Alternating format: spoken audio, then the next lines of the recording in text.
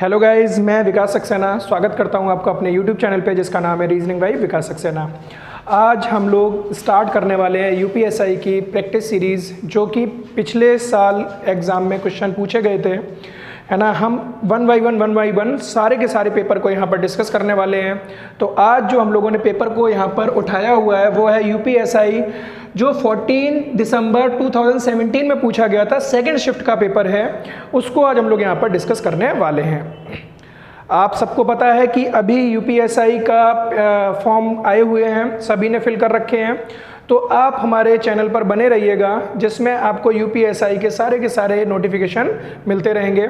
जितने भी पेपर मैं यहाँ सॉल्व कराऊंगा, उसके बाद मैं यहाँ पर सीरीज सॉल्व कराऊंगा एसएससी जीडी की। तो यूपीएसआई का जो प्रैक्टिस पेपर था, उसके हम लोग रीजनिंग के सारे क्वेश्चन अभी डिस्कस करने वाले हैं। तो क्वेश्चन नंबर जो पहला दिया गया था वो 121 दिया गया था। तो हम लोग पहला क्वेश्चन डिस्कस करते हैं, जो कि एनालॉजी यानी कि वर्ड एनालॉजी से रिलेटेड है। अगर हम देखेंगे तो दिए गए विकल्पों में से दूसरी जोड़ी के लिए सापेक्ष शब्द का चयन करें, जिसे पहली जोड़ी के संबंध का अनुसरण करते हुए प्रश्न चिन्ह के स्थान पर रखा जा सके।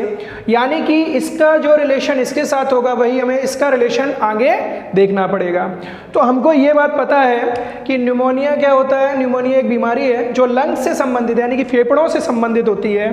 इसी प्रकार से एस्टिग्मेटिज्म एक बीमारी है जो कि हमारे नेत्र से यानी कि आई से संबंधित होगी। पहला क्वेश्चन था ये रीजनिंग का। सेकंड क्वेश्चन आते हैं, यहाँ पर एक पजल से रिलेटेड क्वेश्चन पूछा गया था। वो देखिएगा कि 4 लड़कियां और 4 लड़के केंद्र की ओर मुख करके एक वर्गाकार टेबल के चारों ओर बैठे हैं। उनमें से 4 लोग कोनों पर बैठे हैं और शेष लोग वर्गाकार टेबल की भुजाओं के मध्य बिंदु पर बैठे हैं। आपको 1 मिनट के लिए वीडियो पॉज करना है और इस क्वेश्चन को पढ़ के और इसे सॉल्व करने का प्रयास करना है। उसके बाद मैं आपको बताता हूं कैसे इसे सॉल्व किया जाएगा। ठीक है, आइए करते हैं इसको सॉल्व कैसे किया जाएगा। अगर हम देखते हैं एक वर्गाकार टेबल, अगर हमसे बोला गया है वर्गाकार टेबल की बात की गई है, तो हमने वर्गाकार टेबल बनाया और यहाँ पर 4 लोग कोनों पर बैठे हैं और 4 लोग भुजाओं के मध्य बिंदु पर बैठे हैं। ठीक है, भुजाओं के मध्य बिंदु पर बैठे हैं। अब इस क्वेश्चन को सॉल्व करने की टेक्निक क्या है कि हमको सबसे पहले ये फाइंड आउट करना है कि यहाँ पर स्टार्ट कहाँ से करना है। अगर हम देखते हैं तो यहाँ पर इन्होंने बोला है सुमा रेखा के दाईं ओर नहीं बैठी है।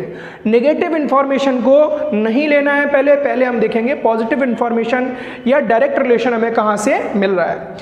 इन्होंने बोला सुमा रेखा के दाईं ओर नहीं बैठी है, लेकिन रानी के सामने बैठी है। ठीक है, आगे बढ़े। रेखा विकर्णित रूप से निशा के सामने बैठी है। रेखा विकर्णित रूप से निशा के सामने बैठी है। सपोज मैंने रेखा को यहाँ बिठाया, तो विकर्ण कहाँ है इसका, ये है। यहाँ पर हमारा कौन आ जाएगी, निशा आ जाएगी। निशा आ गई यहाँ पर। ठीक है, रेखा विकर्णित रूप से निशा के सामने बैठी है। जो रीना के दाईं ओर बैठी है, जो किसके लिए यूज हो रहा है, जो हो रहा है निशा के लिए यूज। ठीक है, जो हो रहा है निशा के लिए यूज।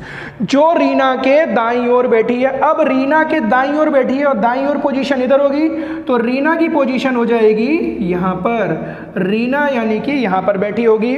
ठीक है, इसके बाद और आगे बढ़े हम लोग। इसके बाद और आगे बढ़े, इन्होंने बोला अजय रीना के बराबर बगल में बैठा है। अजय रीना के बराबर बगल में बैठा यानी कि अजय की पोजीशन हो गई हमारी ये, और अभिनव के सामने है। अगर अजय यहाँ है तो अभिनव के सामने है, अभिनव हो गया हमारा यहाँ पर।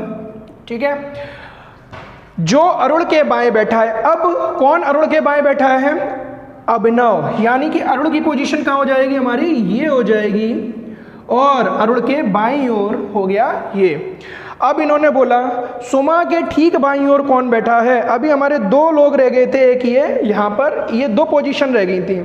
लेकिन याद कीजिए हमने ये वाली अभी कंडीशन को सॉल्व नहीं किया है। सुमा रेखा के दाईं ओर नहीं बैठी है। सुमा रेखा के दाईं ओर नहीं बैठी है, मतलब सुमा की पोजीशन रेखा के दाईं ओर आएगी, नहीं आएगी। सुमा कहाँ आ जाएगी, सुमा यहाँ आ जाएगी। और अभी हमारा कौन बच गया है, एक जो कैंडिडेट बच गया है वो बैठा है, लेकिन रानी के सामने बैठी है। रानी आ गई यहाँ पर। ठीक है, तो ये बन गया हमारा क्या, अरेंजमेंट बन गया, सिटिंग अरेंजमेंट। और हम इसको अब आंसर दे सकते हैं। सुमा की ठीक बाईं ओर कौन बैठा है, सुमा की ठीक बाईं ओर बैठा है। सुमा की ठीक बाईं ओर अगर हम देखेंगे तो कौन बैठा है, निशा बैठी हुई है, और हमारा ए ऑप्शन यहाँ पर कंप्लीट हो जाएगा। चलते हैं नए क्वेश्चन, नए अगले क्वेश्चन की ओर। यहाँ पर अगला क्वेश्चन था जो ब्लड रिलेशन से संबंधित था। ठीक है, ब्लड रिलेशन में एक क्वेश्चन पूछा गया आपसे, और अगला क्वेश्चन था सिलॉक्स का। अगर हम देखेंगे पहला क्वेश्चन अगर करते हैं तो क्या यहाँ पर पूछा गया है कि मुगिल, नयंग, भुवन, शामली और रागुल का संबंध एक ही परिवार से है। मुगिल के पुत्र नयंग के पिता और रागुल के दादा हैं। शामली मयंक की पुत्री और भुवन की बहन है। इस जानकारी के आधार पर मुगल जो एक पुरुष है उसका भुवन से क्या संबंध है। तो हमको ये 4 ऑप्शन दिए गए थे, हम सॉल्व कैसे करेंगे, तो सॉल्व इस तरीके से करेंगे कि यहाँ पर हम ट्री क्रिएट करेंगे, फैमिली ट्री जिसको बोलते हैं। ठीक है, ट्री क्रिएट करेंगे, और ट्री में सबसे इंपॉर्टेंट बात यह है कि हम अपने से ऊपर वाली जनरेशन को क्या दिखाएंगे, एक लेवल ऊपर, और अपने से नीचे वाली जनरेशन को एक लेवल नीचे। अब किस तरीके से यहाँ पर सॉल्व आउट करना है वो देखिएगा कि यहाँ पर कंडीशन क्या दी है, मुगिल के पुत्र नयंग के पिता। इस क्वेश्चन को सॉल्व करते हैं। तो मुगिल के पुत्र नयंग के पिता, अगर हम यहाँ पर इसे सॉल्व आउट करेंगे तो जो मुगिल के पुत्र हैं एक लेवल नीचे आएंगे, वो किसके पिता हैं, नयंग के पिता हैं, नयंग के पिता हैं। ठीक है, मुगिल के जो पुत्र हैं वो नयंग के पिता हैं, और रागुल के दादा हैं। अब कौन है रागुल के दादा, मुगिल के पुत्र। यानी यहाँ पर क्या था, मुगिल के पुत्र नयंग के पिता और रागुल के दादा कौन है, ये। यानी कि रागुल कहाँ आएगा, एक लेवल और नीचे आएगा, रागुल एक लेवल और नीचे आ गया। ठीक है, शामली नयंग की पुत्री और भुवन की बहन है। शामली किसकी पुत्री है, नयंग की पुत्री है, तो शामली आ गई यहाँ पर, पुत्री है, शामली नयंग की पुत्री है। ठीक है, और किसकी बहन है, भुवन की बहन है। अच्छा, शामली और रागुल सेम लेवल पर है ही, और भुवन की बहन है, तो मतलब कि ये भी सेम लेवल पर आ जाएगा, और भुवन आ जाएगा यहाँ पर, भुवन आ गया यहाँ पर। ठीक है, अब इन्होंने बोला इस जानकारी के आधार पर मुगिल जो एक पुरुष है, मुगिल जो एक पुरुष है उसका भुवन से क्या संबंध है, उसका भुवन से क्या संबंध है, मतलब कि इसका इससे क्या संबंध है, ये कौन हुआ इसका। इस क्वेश्चन का मतलब समझ में आया कि मुगिल कौन है भुवन का। तो देखिएगा, मुगिल के जो भी रहे हैं ये पुत्र, उनके ये पुत्र या पुत्री जो भी हुआ, ठीक है, उनके ये कौन है, ये पुत्र या पुत्री। अभी हमारे पास जेंडर क्लियर नहीं है, लेकिन एक बात बताइएगा, सपोज अगर ये पिता हुए तो पिता के पिता बाबा, और बाबा के पिता बाबा के कौन हो गए, बाबा के पिता। यहाँ पर कौन सा ऑप्शन है हमारे पास, दादा, दादा नाना के चाचा, दादा नाना के पिता, ये बन सकता है। अभी अगर मेरे पास ये जेंडर क्लियर नहीं है तो हो सकता है ये फीमेल भी हो। ठीक है, अगर फीमेल है तो ये नाना हो गए, और नाना के पिता नाना के पिता। यानी हमारा ऑप्शन कौन सा वैलिड हुआ, बी ऑप्शन हमारा यहाँ पर आंसर हो जाएगा। मुगिल या तो दादा या नाना के पिता होंगे। कौन सा ऑप्शन हुआ, बी ऑप्शन हमारा करेक्ट हो गया। आगे बढ़ते हैं, अगला क्वेश्चन है, सभी विश्वविद्यालय केंद्रीय हैं, कुछ विश्वविद्यालय मान्यता प्राप्त हैं और कुछ राज्य मान्यता प्राप्त हैं। तो सबसे इंपॉर्टेंट बात यह है, ये सिलॉक्स का क्वेश्चन जब भी आता है तो हम लोग वेन डायग्राम से इसे सॉल्व करने का प्रयास करते हैं, लेकिन वेन डायग्राम में हमेशा कंफ्यूजन की स्थिति बनी रहती है। हम लोग इसको इस तरीके से सॉल्व करना सीखेंगे कि विद इन सेकेंड हम लोग इसका आंसर दे सकें, और विदाउट पेन और पेपर के किस तरीके से सॉल्व करना है। तो एक बार अगर आप ये टेक्निक सीख लेते हो तो आपको आगे जितने भी क्वेश्चन आए उनमें कोई प्रॉब्लम नहीं होगी। हम लोग जब भी सभी से स्टार्ट होगा उसमें पहली वाली वैल्यू को लेंगे 100 और सेकंड वाली वैल्यू को लेंगे 50। इसी प्रकार से कुछ में दोनों वैल्यू को लेना है मैं 50 और 50। इसी प्रकार से यहां पर कुछ लगा हुआ है तो ये भी हमारा हो गया। कुछ राज्य मान्यता प्राप्त हैं, ठीक है, तो ये भी हो गया हमारा 50। ठीक है, अब यहां पर इन्होंने बोला है कोई विश्वविद्यालय मान्यता प्राप्त नहीं है, कोई विश्वविद्यालय मान्यता प्राप्त नहीं है। तो यहां पर जब भी पॉजिटिव इंफॉर्मेशन दी गई है आपको स्लॉग्स में, तो सबसे इंपॉर्टेंट बात यह है कि कोई भी नेगेटिव आंसर यहाँ पर नहीं दिया जा सकता है। तो हमें चेक ही नहीं करना था, ये तो आंसर हमारा वैसे ही हो गया, क्या गलत हो गया। कोई भी नेगेटिव इंफॉर्मेशन यहाँ से कलेक्ट नहीं कर सकते हम लोग। सेकंड आंसर आता है कुछ मान्यता प्राप्त विद्यालय हैं। कुछ मान्यता प्राप्त विद्यालय हैं। अब हमको यहाँ देखना है कि किसके साथ रिलेशन हम बना सकते हैं, ठीक है। विश्वविद्यालय, कुछ मान्यता प्राप्त, यहाँ पर होगा विश्वविद्यालय हैं।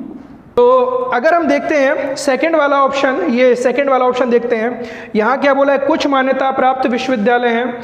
यहाँ पर देखिएगा ये भी 50 है और ये भी 50 है। अगर मैं कुछ से स्टार्ट करता है ऐसे तो ये भी 50 हो रहा है और ये भी 50 हो रहा है, ठीक है।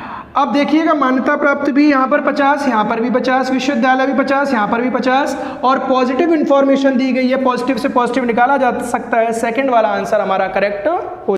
हाँ जी, चलते हैं अगले क्वेश्चन की ओर। यहाँ पर आपसे कथन और तर्क के कुछ क्वेश्चन पूछे गए थे, उनको हम लोग लेते हैं। यहाँ पर देखिएगा एक कथन दिया गया है कि ब्रिटिश पेट्रोलियम को सरकार द्वारा भारत में पेट्रोल पंप लगाने की अनुमति दे देनी चाहिए। तर्क पहला दिया गया है, हाँ इससे भारतीयों के लिए रोजगार के अवसर पैदा होंगे, तथा दूसरा नहीं, इससे निजी पेट्रोलियम कंपनियों को नुकसान होगा। अब हमें यहाँ पर फाइंड आउट क्या करना है कि जब भी अपने देश के डेवलपमेंट की बात आती है, जब भी अपने देश के डेवलपमेंट की बात आती है तो वहाँ पर हमारा तर्क जो पॉजिटिव इंफॉर्मेशन दे रहा है वो हमारा राइट हो जाता है। और कहीं पर भी जब डेवलपमेंट होगा तो कंपनीज आएंगी, इसका मतलब ये नहीं है कि कंपनीज को, जो अदर कंपनीज हैं उनको घाटा हो रहा है, उनके बारे में हम नहीं सोचते हैं। क्यों? क्योंकि जब कोई दूसरी टेक्नोलॉजी या दूसरी कंपनीज आती हैं तो कुछ और नया हमारे साथ में लाती हैं, हमारे लिए लाती हैं, जिससे क्या होता है कि प्रोडक्शन और सेल्स और ज़्यादा इम्प्रूव हो जाती है। तो मैंने जैसा कि बताया, जब भी देश के डेवलपमेंट की बात आती है तो हमें क्या करना है, उसको पॉजिटिव इन्फॉर्मेशन को लेना है और निगेटिव को ख़त्म कर देना है। इसी प्रकार से अगर ब्रिटिश पेट्रोलियम भारत में आएगी, पंप लगाएगी, तो क्या होगा, यहाँ पर प्रोडक्टिविटी और ज़्यादा बढ़ेगी और सेल्स और ज़्यादा इंक्रीज होगी, जिससे देश का डेवलपमेंट होगा। तो यहाँ पर तर्क 1 है, हाँ इससे भारतीयों के लिए रोजगार के अवसर पैदा होंगे, बिल्कुल करेक्ट हो जाएगा। क्योंकि कोई भी कंपनी या कोई भी नई इंडस्ट्रीज़ अगर लगती है तो वहाँ पर रोजगार के अवसर पैदा होते हैं। तो पहला वाला तर्क यहाँ पर क्या हो जाएगा, हमारा सही हो जाएगा। सेकेंड वाले पे डिस्कस करते हैं, नहीं इससे निजी पेट्रोलियम कंपनियों को नुकसान होगा। जैसा कि मैंने अभी बताया कि कभी भी देश के डेवलपमेंट के लिए जो यूज़ किया जा रहा है उसको हम रखेंगे, बाकी क्या है नेगेटिव इन्फॉर्मेशन को यहाँ पर ख़त्म कर देंगे। तो हमारा यहाँ पर आंसर हो जाएगा तर्क 1 मजबूत होगा, ठीक है, तर्क 1 मजबूत होगा तर्क 2 की अपेक्षा, ठीक है। तो पहला वाला आंसर सही हो जाएगा, सेकंड वाला रॉन्ग हो जाएगा। दूसरा कथन आता है, दूसरा कथन देखिएगा, भारतीय क्रिकेट टीम को पाकिस्तान क्रिकेट टीम के खिलाफ खेल जारी रखना चाहिए, ठीक है, चाहिए। भारतीय क्रिकेट टीम को पाकिस्तान क्रिकेट टीम के खिलाफ खेल जारी रखना चाहिए। आपको पता होगा कि भारत और पाकिस्तान का हमेशा मुद्दा चलता रहता है, कभी कश्मीर का मुद्दा, कभी आतंकवाद का, हर एक इनके बीच में हमेशा क्या है कि झगड़े वाली जो बातें हैं वो चलती रहती हैं।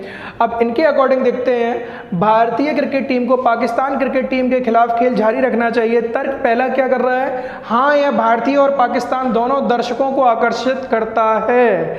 अगर आप जनरल बात भी करोगे, अगर इंडिया और पाकिस्तान का मैच हो रहा है तो लोग अपना काम वगैरह छोड़ के, ऑफिस से छुट्टियां लेके इनके मैच को देखते हैं और उनको पसंद करते हैं। तो यहाँ पर क्या हो रहा है, ये हमारा पहला वाला तर्क को सपोर्ट कर रहा है, इसलिए पहला वाला तर्क यहाँ पर सही हो जाएगा।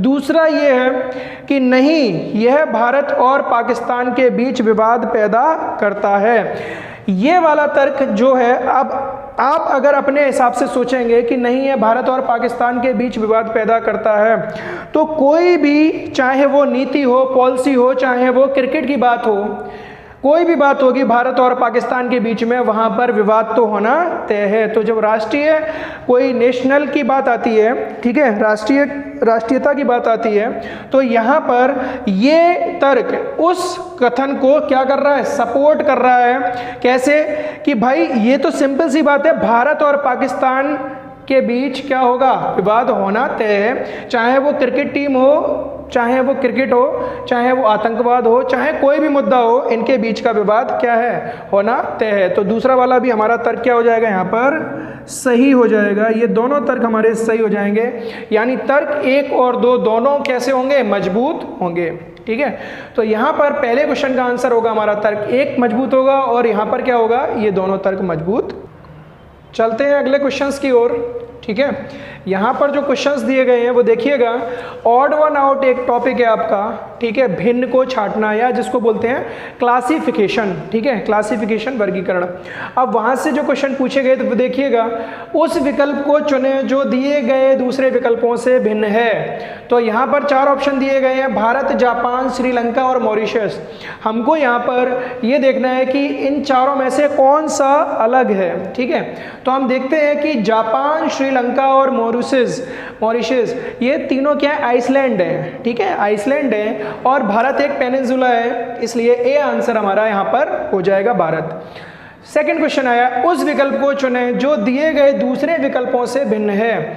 अब यहाँ पर नियॉन, हीलियम, ऑर्गन और हाइड्रोजन 4 ऑप्शन दिए गए थे। अगर आप देखोगे तो नियॉन हुआ, हीलियम हुआ और ऑर्गन हुआ, ये तीनों हमारी क्या है, नोबल गैसेज हैं, इसलिए ये तीनों एक ग्रुप का निर्माण करती हैं, इसलिए हमारा डी आंसर हो जाएगा, हाइड्रोजन, जो इनके ग्रुप में नहीं आता है। अगला आता है, श्रृंखला से रिलेटेड है, सीरीज से रिलेटेड है क्वेश्चन। यहाँ पर इन्होंने पूछा है कि निम्नलिखित श्रृंखला में प्रश्न चिन्ह के स्थान पर क्या आएगा। तो हमने यहाँ पर देखा, अगर मैं रिलेट करता हूँ 960, 1080, 1200, 1320, इनको रिलेट करता हूँ, अगर इनके बीच का डिफरेंस देखता हूँ तो यहाँ पर कितना डिफरेंस मिला, 0, 8 में से 6 गया 2, 120।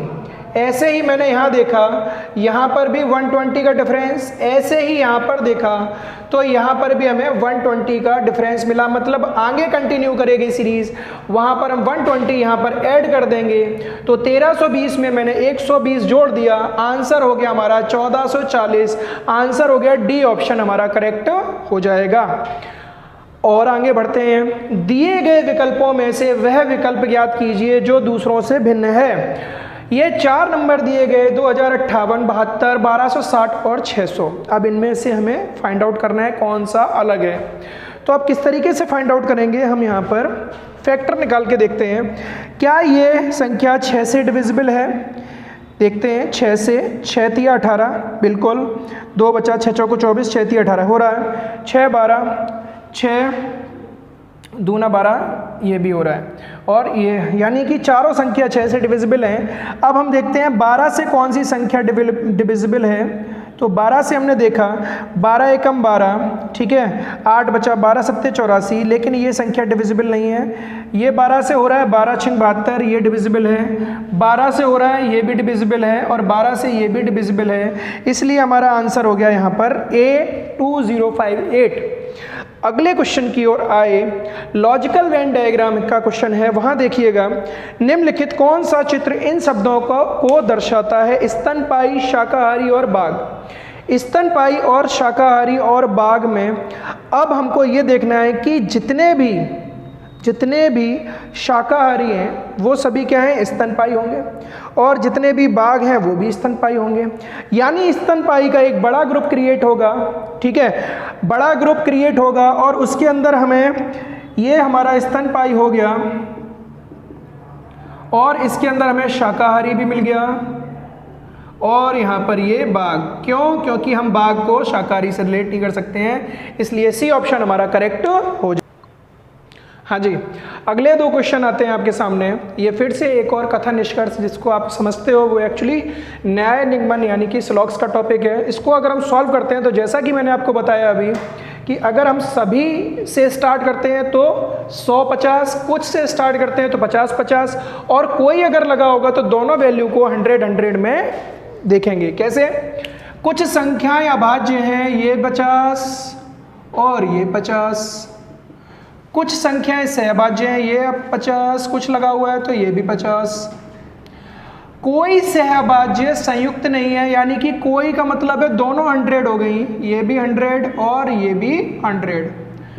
अब निष्कर्ष देखते हैं कौन सा निष्कर्ष निकल के आएगा। कुछ अभाज्य संयुक्त नहीं है, तो अभाज्य से संयुक्त पर आना है। तो अभाज्य से संयुक्त पर किस तरीके से आएंगे हम लोग? अभाज्य से क्या हम यहाँ पर सहभाज्य पर आ सकते हैं अभी? क्योंकि हमें अभाज्य से सहभाज्य पर आना होगा, सहभाज्य कॉमन मिलेगा तब हम आगे बढ़ेंगे। लेकिन हमने देखा अभाज्य और सहअभाज्य में कोई रिलेशन इसलिए नहीं बनेगा क्योंकि यहाँ संख्या जो कॉमन है उसकी दोनों की वैल्यू कितनी है? 50% है। और जब तक एक जगह या दोनों जगह 100% नहीं होगा तब तक रिलेशन फाइंड आउट नहीं होगा। तो पहला वाला ऑप्शन हमारा क्या हो गया? गलत। क्यों? जब हम अभाज्य से सहअभाज्य पर नहीं आ पा रहे हैं तो अभाज्य से संयुक्त पर कैसे आएंगे? इसलिए हमारा पहला ऑप्शन हो गया गलत। सेकंड है कुछ संयुक्त अभाज्य हैं, कुछ संयुक्त अभाज्य हैं। इसी प्रकार से आप देखोगे जब हम अभाज्य और सहअभाज्य का रिलेशन नहीं बना पा रहे हैं तो अभाज्य और संयुक्त का क्या रिलेशन बनाएंगे? ये भी हमारा क्या हो गया? गलत हो गया। ये दोनों ऑप्शन गलत हो गए। लेकिन अगर आप यहाँ एग्जाम में उसे टिक करोगे कि बोथ आर रॉन्ग तो हमारा आंसर हो जाएगा गलत। क्यों गलत हो जाएगा? क्योंकि यहाँ पर हमने गलत तो कर दिए लेकिन हमने ये नहीं चेक किया कि क्या यहाँ पर आइदर और की कंडीशन बन रही है कि नहीं बन रही है। बिल्कुल बन रही है। आइदर और की कंडीशन के लिए मैं तीन टाइप बताता हूं कि उस तरीके से आप इसका आंसर निकाल सकते हो। अभी हो सकता है आपको मैं डायरेक्ट बता रहा हूं इसलिए समझ में नहीं आया हो, इसके लिए मैं एक स्पेशल क्लास सिलोजिज्म की दूंगा आपको, जिससे वो वीडियो आप जरूर देखें जिससे आपको ये सारे के सारे कॉन्सेप्ट यहीं के यहीं क्लियर हो जाएंगे। अब यहाँ पर हमें देखना क्या था कि आइदर और का केस बन रहा है कि नहीं बन रहा है। तो पहला कंडीशन ये है कि दोनों निष्कर्ष गलत होने चाहिए, दोनों के दोनों गलत हैं। दूसरी कंडीशन ये है कि हमें जो वेरिएबल्स हैं वो सेम मिलने चाहिए, मतलब अभाज्य यहाँ पर भी मिला, यहाँ पर भी मिला, संयुक्त यहाँ पर भी मिला, संयुक्त यहाँ पर भी मिला, मतलब वेरिएबल्स हमें मिल गए। तीसरी कंडीशन ये थी एक निष्कर्ष नकारात्मक और दूसरा सकारात्मक होना चाहिए। यहाँ पर देखिए पहला नेगेटिव है और दूसरा पॉजिटिव है, इसलिए यहाँ पर हमारा आंसर होगा आइदर 1 और 2 फॉलोज, यानी कि या तो निष्कर्ष 1 या 2 अनुसरण करेगा। यहां आपका आंसर होगा आइदर 1 और 2 फॉलोज। आगे बढ़े, ये कोडिंग डिकोडिंग का क्वेश्चन आया था आपके सामने। मार्क वीड को ये लिखा गया तो उसी कूट भाषा में गोल्ड मेज को क्या लिखा जाएगा? इसको अगर हम सॉल्व करते हैं तो मार्क वीड को हमने क्या लिखा है? DEHZNUAM। सबसे इंपॉर्टेंट बात यह है जब भी कोडिंग डिकोडिंग का क्वेश्चन आएगा तो हम प्लेस वैल्यू यहां पर इनकी पुटअप कर देंगे और प्लेस वैल्यू के अकॉर्डिंग जल्दी से जल्दी आंसर निकालेंगे। अगर हम देखते हैं तो m की प्लेस वैल्यू कितना होता है? 13, a की प्लेस वैल्यू होती है 1, r की प्लेस वैल्यू 18, k होता है हमारा 11 पर, w 23, e 5 और d 4 पे। इसी प्रकार से d हमारा होगा 4 पे, e 5 पे, h 8 पर, z 26, n 14, u 21, a 1 पे और m 13। अगर आपको इन प्लेस वैल्यू में कोई भी कंफ्यूजन होगा तो अल्फ़ाबेट का एक नया टॉपिक शुरू होगा, उसमें आपको यहाँ पर सारी की सारी चीज़ें कवर अप करा दी जाएंगी। बस आप जुड़े रहिए अपने चैनल पर जिसका नाम है रीजनिंग बाय विकास सक्सेना। अब हम इसे चेक करते हैं तो पहला रिलेशन देखिएगा m को रिलेट किया गया है लास्ट वाले के साथ, पहले वाले को लास्ट वाले के साथ, इसी प्रकार से लास्ट वाले को पहले वाले के साथ। d हमारा सेम टू सेम पीछे से आगे आ गया। और आगे बढ़े, a सेकंड नंबर है तो यहाँ पर सेकंड लास्ट के साथ यहाँ पर रिलेशन बनाया और इसी प्रकार से इसने भी यहाँ पर सेकंड लास्ट ने सेकंड के साथ रिलेशन बना दिया। तीसरा नंबर का जो है वो किसके साथ रिलेशन बनाना है, वो यहाँ पर रिलेशन बना रहा है और 18 और 3 यहाँ पर जुड़ रहा है, 18 3 21। अगर ये कॉन्सेप्ट यहाँ अप्लाई हो रहा है तो यहाँ पर भी होना चाहिए। 5 और 3 कितना हो रहा है, 8 मिला। ऐसे ही K में 3 जोड़ा, 11 में 3 जोड़ा 14 और W में 3 जोड़ा तो 26। यानी कि हमको क्लियर हो गया कि पहले दो लेटर आपस में रिप्लेस हुए और अगले लेटर को हमने +3 करके रिप्लेस किया। अब यही कॉन्सेप्ट हम यहां पर लगाएंगे गोल्ड मेज के साथ। गोल्ड मेज G की प्लेस वैल्यू होती है 7, O है हमारा 15 नंबर पे, L 12, D 4, M 13, A 1 26 और 5। हमने क्या किया, पहला और दूसरे लेटर को आपस में रिप्लेस कर दिया आगे यहाँ पर। तो यहाँ पर क्या हुआ, यहाँ G आ गया और यहाँ हमारा आ गया O, ठीक है। और लास्ट के दो लेटर आगे आ जाएंगे, E और Z आ गया आगे, ठीक है। अब यहाँ L लास्ट में जाएगा, थर्ड लास्ट में 12 में 3 जोड़ा और 3 जोड़ने के बाद कितना हुआ, 15 पर आ जाएगा और 15 पर आता है O। इसी प्रकार से हमारा अगर देखेंगे तो 1 और 3 क्या आ जाएगा, 4, 4 पर क्या आता है D, 4 और 3 कितना आ जाएगा, 7, 7 पर क्या आता है G और 13 और 3 16, 16 पर क्या आएगा P। तो आंसर हमारा हो गया E Z D P G O O G, G O O G, E Z D P G O O G। कौन सा ऑप्शन है आपका, डी ऑप्शन हमारा यहाँ पर करेक्ट हो जाएगा। चलते हैं और आगे अगले क्वेश्चन की ओर। अगले क्वेश्चन की ओर चलते हैं। एक और क्वेश्चन आपके सामने आता है, सीरीज का क्वेश्चन है, ठीक है। 1 42 85 132 क्वेश्चन मार्क और 246, यानी कि ये रिक्त स्थान की जगह कौन सा ऑप्शन यहाँ पर आएगा, चेक करते हैं। अगर हमने यहाँ पर देखा तो इनके बीच में कितने का डिफरेंस है, 41 का डिफरेंस है। यानी एक में मैं 41 जोड़ दूं तो 42 मिल जाएगा। आगे बढ़े, 42 में कितना जोड़ूं, 85 मिल जाए तो 43 जोड़ दिया, ठीक है। आगे बढ़े और आगे बढ़ते हैं तो यहाँ 12 में से 5 गया 7 और कितना हुआ ये, 12 में से 8 गया 4, 47 मिल गया। 41 43 47, अगर आप देखोगे तो ये सभी प्राइम नंबर्स हैं, ठीक है। अगला प्राइम नंबर से अगर हम देखते हैं तो 47 के बाद अगला प्राइम नंबर आता है हमारा, क्या होगा 53 53। अगर मैं यहाँ पर 53 करूं, ठीक है, 53 करूं तो आगे इनका डिफरेंस कितना आना चाहिए, आगे इनका डिफरेंस आएगा हमारा क्या 59 भी आ सकता है, ठीक है। 59 अगला प्राइम नंबर है। पहले चेक करते हैं, 3 और 2 5 और 13 5 18, 185। अगर 185 सही आंसर है तो आगे सीरीज कंटिन्यू करनी चाहिए, है ना।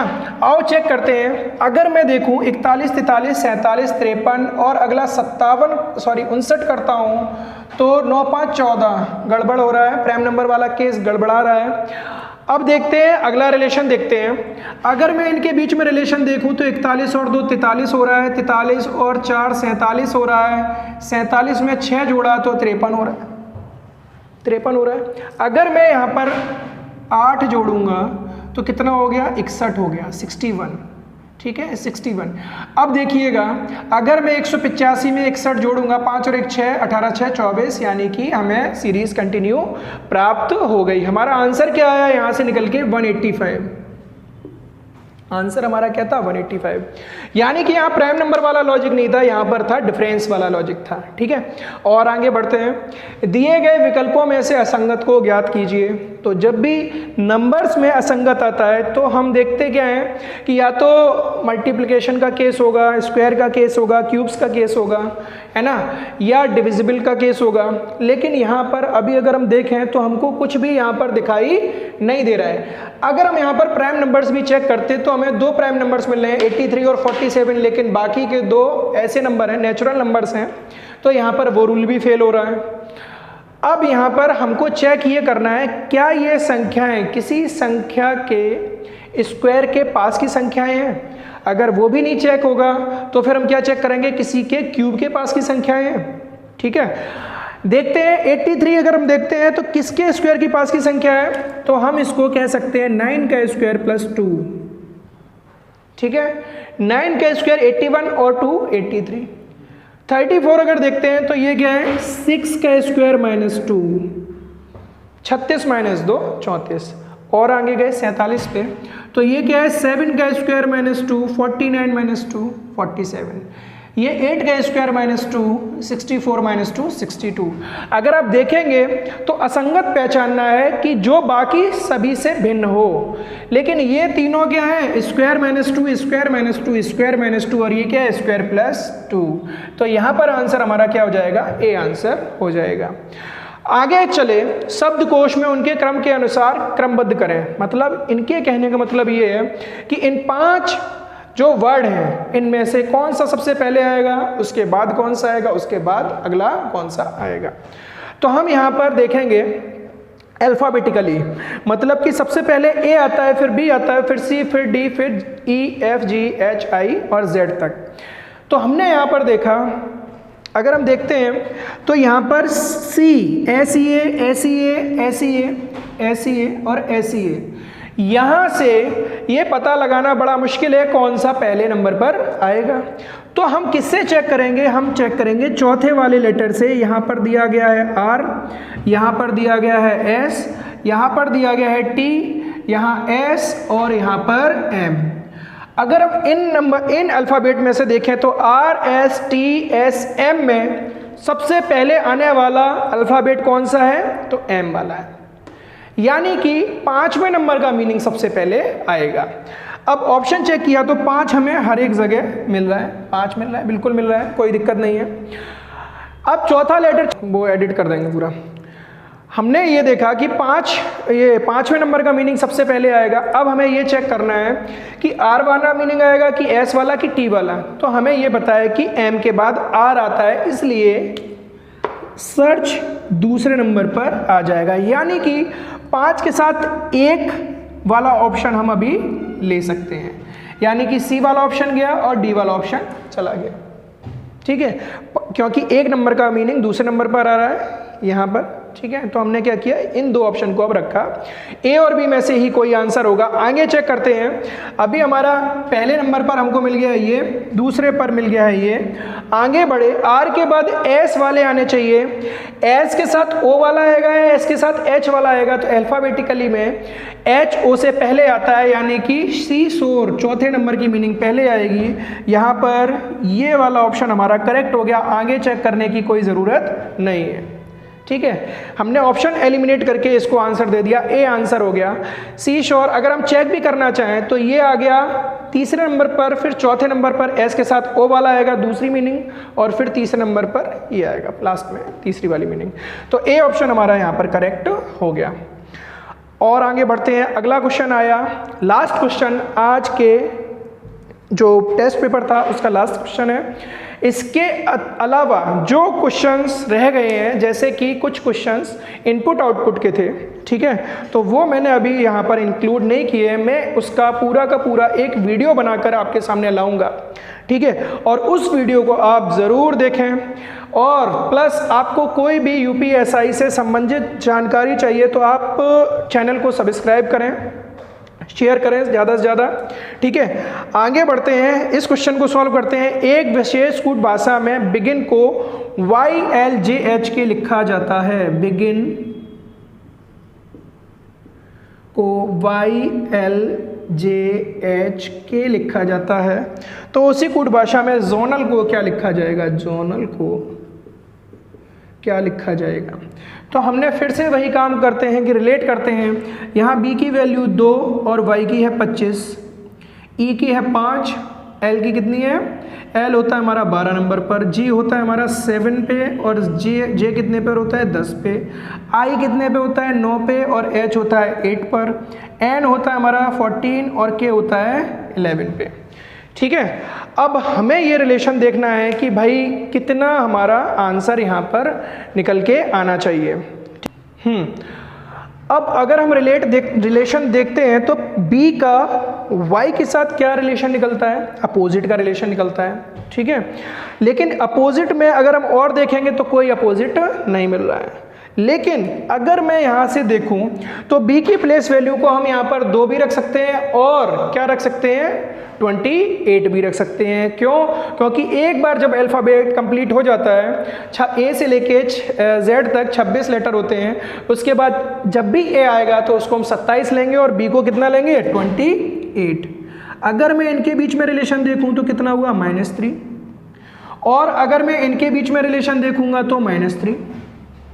ठीक है, अब और रिलेशन बनाते हैं। तो मैंने यहाँ से दूसरे का सेकंड लास्ट के साथ देखा +3 और यहाँ +3 और यहाँ पर भी +3, इन तीनों के बीच अलग रिलेशन बन रहा है।